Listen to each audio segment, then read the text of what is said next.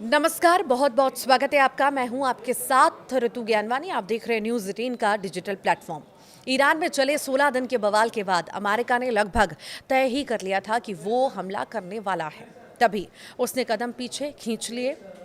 आधी दुनिया को ये बात समझ ही नहीं आई कि ट्रंप ने आखिर ऐसा क्यों किया। हालांकि अब अमेरिकी फौज की कुछ गतिविधियां ऐसी अटकलों को जन्म दे रही हैं कि ईरान में कुछ तो होने वाला है।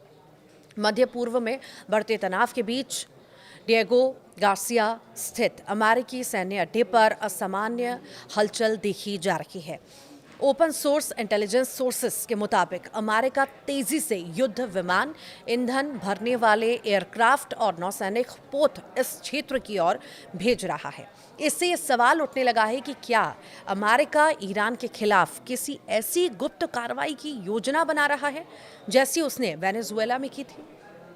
अमेरिकी राष्ट्रपति डोनाल्ड ट्रंप ने ईरान पर हमला न करने की जानकारी तो अपने सोशल मीडिया हैंडल से दी थी, लेकिन उन्होंने नेतृत्व परिवर्तन की जो बात कही है उसने आशंकाएं पैदा कर दी हैं। अमेरिकी सेनाएं न भेजने की घोषणा तो अमेरिका की ओर से की गई थी, लेकिन खामेनेई को लेकर ट्रंप की बयानबाजी रुकी नहीं है। ऐसे में जब अमेरिका के विमान मध्य पूर्व के आकाश में गरजते हैं तो सवाल उठता है, आफत अभी टली नहीं है क्या? अमेरिकी विमानों की क्या क्या मूवमेंट दिखी है ये भी आपको बताते हैं। तो ओसन सोर्सेस की और से बताया जा रहा है कि अमेरिका के जंगी जहाज मध्य पूर्व के आसपास के इलाके में मंडरा रहे हैं। जो एयरक्राफ्ट देखे गए हैं उनमें 4 एरियल रिफ्यूलिंग एयरक्राफ्ट और अमेरिकी एयरफोर्स के 12 F-15 फाइटर जेट थे। बताया जा रहा है कि इन F-15 में से एक विमान ने एक विमान ने असामान्य तरीके से अपना पहचान का संकेत दिया, जिसे जानकर एक जानबूझकर दिया गया रणनीतिक संदेश मान रहे हैं। इसी के साथ ही अमेरिकी एयरक्राफ्ट कैरियर अब्राहम लिंकन के 23 जनवरी तक अरब सागर क्षेत्र में पहुंचने की उम्मीद है। डिएगो गार्सिया में C-17A ग्लोबमास्टर 3 ओपन सोर्सेस के हवाले से जो खबरें मिल रही हैं उनके मुताबिक 4 C-17A ग्लोबमास्टर 3 भारी परिवहन विमान पश्चिमी यूरोप से डिएगो गार्सिया की ओर बढ़ रहे हैं। C-17 जैसे विमान आमतौर पर सैनिकों, हथियारों और लॉजिस्टिक्स और सपोर्ट सिस्टम की तैनाती के लिए इस्तेमाल होते हैं।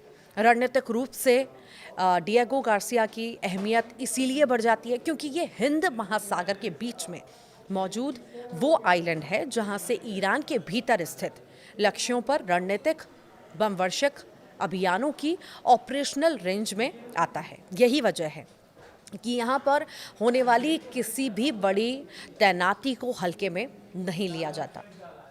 क्या ईरान में ऑपरेशन का प्लान है? सवाल अब ये भी उठ रहा है। हालांकि अब तक अमेरिका की ओर से ईरान पर सीधे हमले की कोई आधिकारिक पुष्टि नहीं की गई है, लेकिन अटकलें ये भी लगाई जा रही हैं कि इतनी बड़ी संख्या में फाइटर जेट, टैंकर विमान, ट्रांसपोर्ट एयरक्राफ्ट और एयरक्राफ्ट कैरियर की तैनाती यूं ही नहीं होती।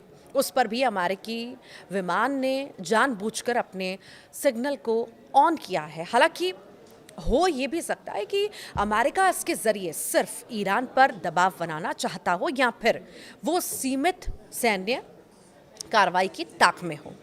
वेनेजुएला में टेस्टिंग, ईरान में प्रैक्टिस, ये भी सवाल अब आ रहा है। अटकलें ये भी लगाई जा रही हैं कि हो सकता है कि डोनाल्ड ट्रंप ईरान में वही करना चाहते हैं जो उन्होंने वेनेजुएला में किया है। उनकी ईरान में नेतृत्व परिवर्तन की चाह इसे और बल देती है। कहीं सैन्य तैनाती के बाद वो अचानक किसी रात खामेनेई के घर तक न पहुंच जाएं।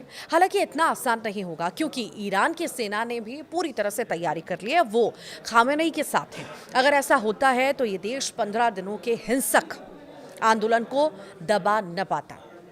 जब तक आधिकारिक घोषणा नहीं होती, ईरान में किसी सीधे अमेरिकी ऑपरेशन को लेकर स्थिति अटकलों के दायरे में ही है। लेकिन इतना साफ है कि अमेरिका किसी भी संभावित हालात के लिए खुद को पूरी तरह तैयार कर रहा है।